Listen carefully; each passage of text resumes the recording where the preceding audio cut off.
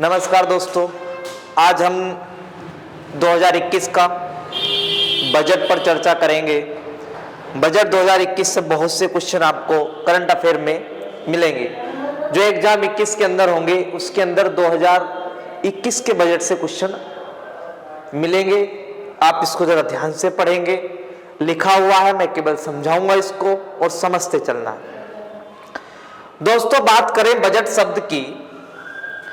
Budget का मतलब अगर मैं आपको बताऊं तो बजट सीधी सी बात है। बजट क्या है? एक घर का एक खर्च, आय और व्यय का अंतर एक बजट है। बजट कह सकते हैं कि बजट हर घर में होता ही है कि किसी खर्च कोई चीज लेनी है तो बजट हमारा है या नहीं है। तो ऐसे ही सरकार भी हर साल बजट को पेश करती है। बजट को पेश करता है भारत का वित्त मंत्री निर्मला सीतारमण जी ने पेश किया है इस टाइम। अब कुछ तथ्य हम जानेंगे। बजट का इतिहास की बात करूं तो आर्टिकल 112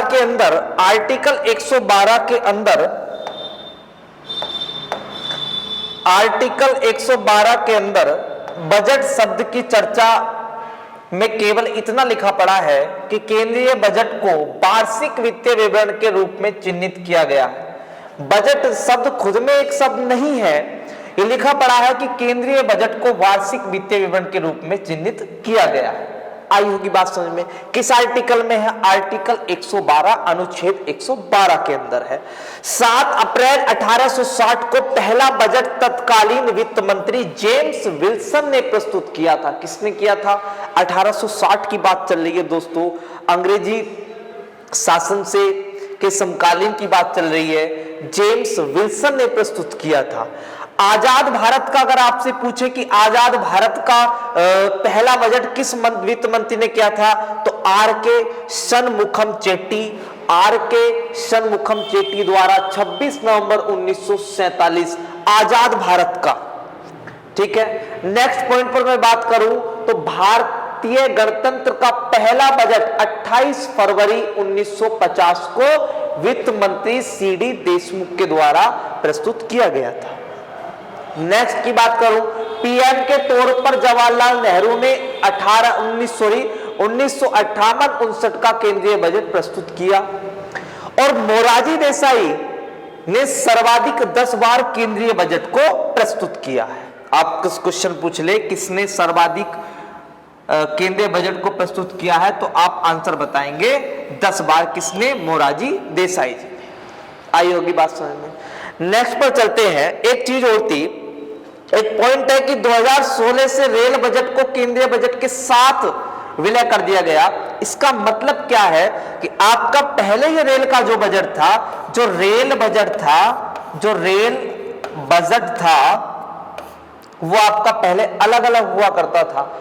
आम बजट से भी और रेल बजट दोनों अलग अलग हुआ करते थे, लेकिन 2016 से इनको एक साथ जोड़ दिया गया है। ये फैक्ट याद रखना है आपको। नेक्स्ट है 2017-18 का बजट पहली बार फरवरी के आखिरी दिन के बजाय 1 फरवरी को प्रस्तुत किया गया। कहने का मतलब यह है कि 17-18 से पहले जो भी बजट पेश हुए वो फरवरी माह की अंतिम तिथि को हुआ करते थे। फरवरी माह की अंतिम तिथि को हुआ करते थे। ठीक है। लेकिन अब 1 फरवरी को हुआ प्रस्तुत किया। कब से किया? 17-18 से। अब जानेंगे केंद्रीय बजट की कुछ महत्वपूर्ण बातें, उनके बारे में जान लेंगे। वित्तीय वर्ष 2020-21 केंद्रीय बजट वित्त मंत्री निर्मला सीतारमण द्वारा 1 फरवरी 2020 को प्रस्तुत पहली बार डिजिटल तरीके से बजट को प्रस्तुत किया गया। डिजिटल, ठीक है। और बजट का भाषण कितना रहा? 112 मिनट। एक बात यहां ध्यान रखेंगे, यह 1 फरवरी 2020 को पहली बार कितना डिजिटल तरीके से, और आपका वाला जो था पेपरलेस ही था। बताया गया था कि पेपरलेस बजट होगा। बजट का भाषण 112 मिनट है। निर्मला सीतारमण भारत की पहली पूर्वकालिक वित्त मंत्री थी जिन्होंने बजट को पेश किया। एक पहली महिला वित्त मंत्री है। और मैं बात करूं ये 1 फरवरी 2020 नहीं है, सॉरी, यहां 21 कर लो इसको।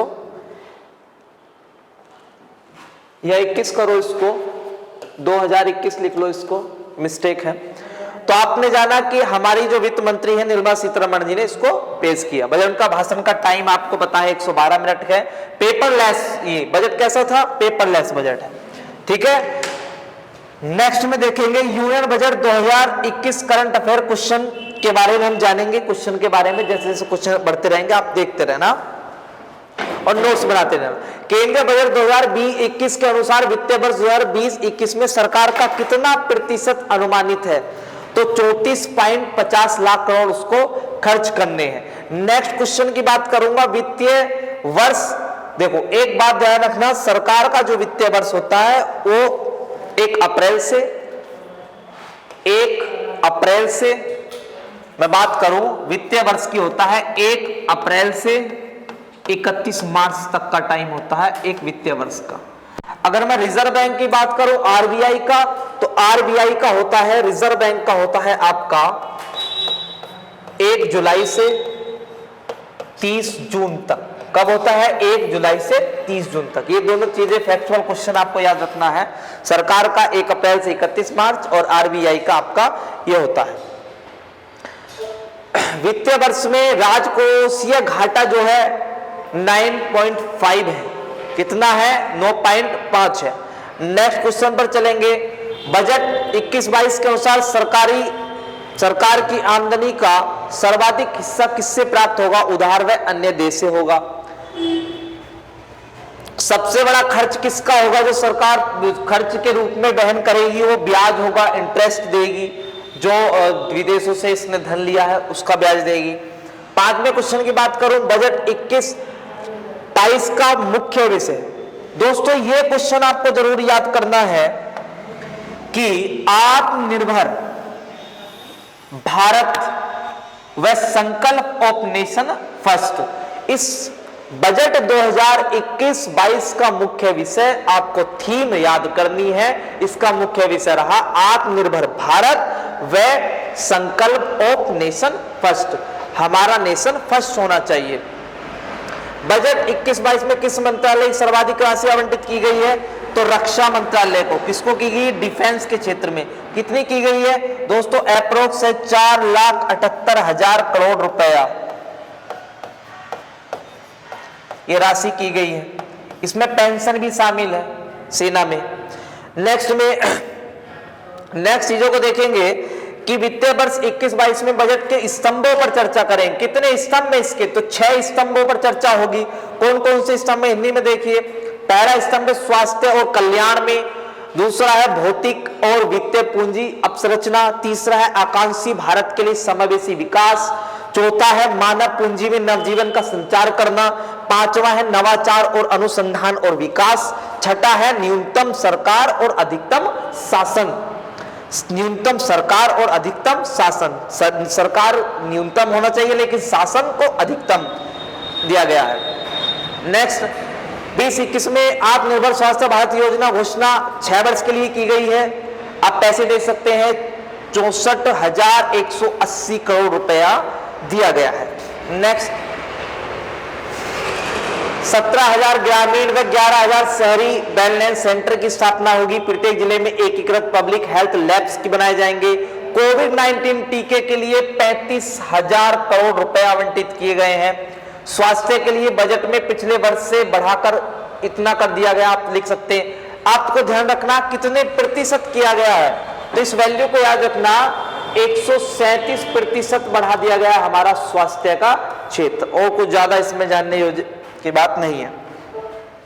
नेक्स्ट की बात करें, ये आपका न्यूट्रिशन प्रोग्राम होगा, पोषण, ठीक है। केंद्र सरकार ने कितने वर्षों के लिए अर्बन क्लीन इंडिया 2.0 मिशन को लॉन्च करने की घोषणा की है? तो आप बताएंगे 5 वर्ष के लिए।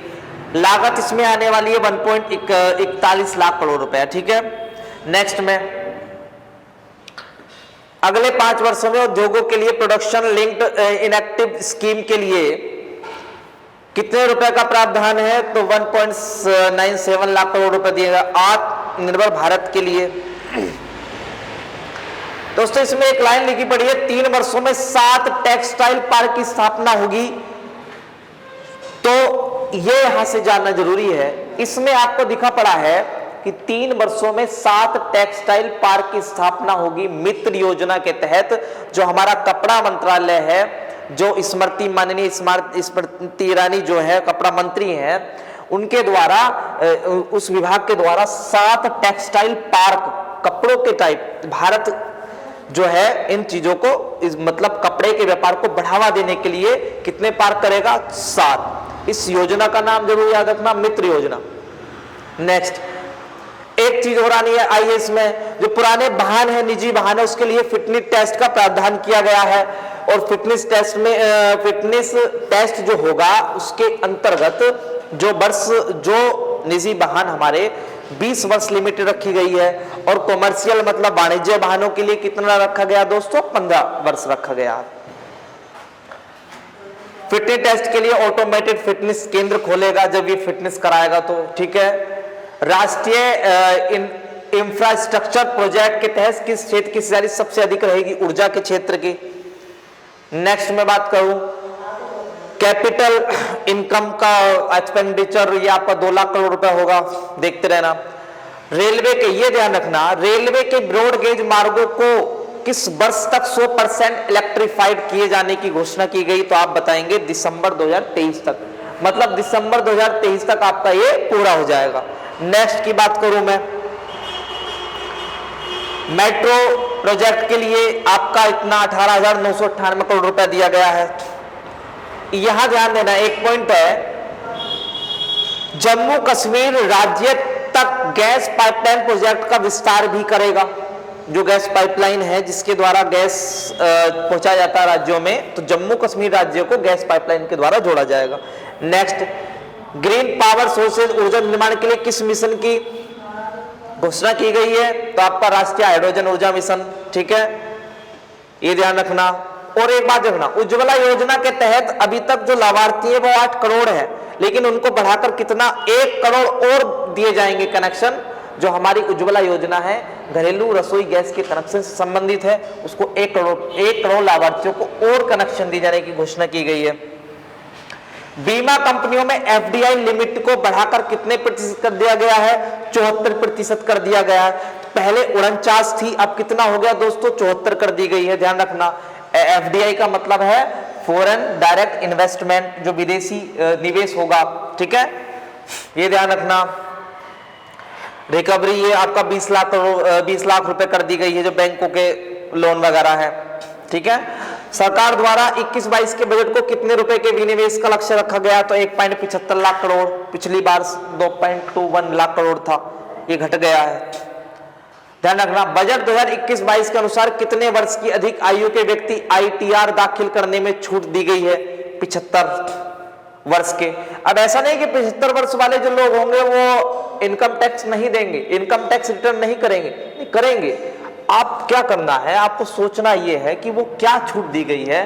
पेंशन या ब्याज से होने वाली आय पर तो छूट है, लेकिन उनको डायरेक्ट उनके अकाउंट से टैक्स को काट लिया जाएगा, बस इतना समझना है केवल आपको। अब ये ध्यान देना, बजट 21-22 में किस अनाज पर एमएसपी के लिए सर्वाधिक धन आवंटित किया गया है? बहुत महत्वपूर्ण क्वेश्चन है, आपको ध्यान रखना। चावल, किसका है? चावल है। नेक्स्ट में गेहूं के लिए 75,060 करोड़, चावल के लिए 1,72,752 करोड़ हो गया, दाल के लिए 10,530 करोड़ रुपए हो गए। ऑपरेशन ग्रीन ऐसा टमाटर, प्याज और आलू, इस प्रकार परसेबल गुड्स को बढ़ा दिया जाएगा। अन्य महत्वपूर्ण तथ्य में जानेंगे कि ई नाम के साथ 1000 नई मंडियों को जोड़ने का लक्ष्य है इंटरनेट के माध्यम से। माइक्रो इरिगेशन फंड में 5,000 करोड़ रुपए आवंटित है। मनरेगा का बजट 21-22 के लिए 73,000 करोड़ रुपए, कितना होगा दोस्तों? 73,000 करोड़ रुपए। आई बात समझ में? नेक्स्ट की बात मैं करूंगा तो आपका 100 नए सैनिक स्कूल खोले जाएंगे। कितने? 100। लेह में केंद्रीय विश्वविद्यालय खोलने की घोषणा की गई है। इस प्रकार से असम पश्चिम बंगाल में चाय के बागानों में कार्य करने वाले मजदूरों को बच्चों के लिए 1,000 करोड़ रुपए की राशि दी गई है। और डीप ओशियन मिशन के अगले 5 वर्षों में 4000 करोड़ आवंटित किए जाएंगे। पीएसएलवी C-51 लॉन्च के द्वारा दिसंबर 2021 में गगनयान मिशन लॉन्च किया जाएगा। ये ध्यान रखना, गगनयान मिशन 2021 दिसंबर में लॉन्च किया जाएगा।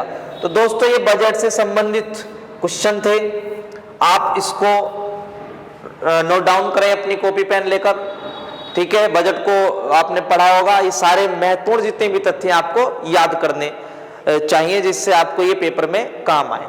आज के लिए इतना ही, धन्यवाद।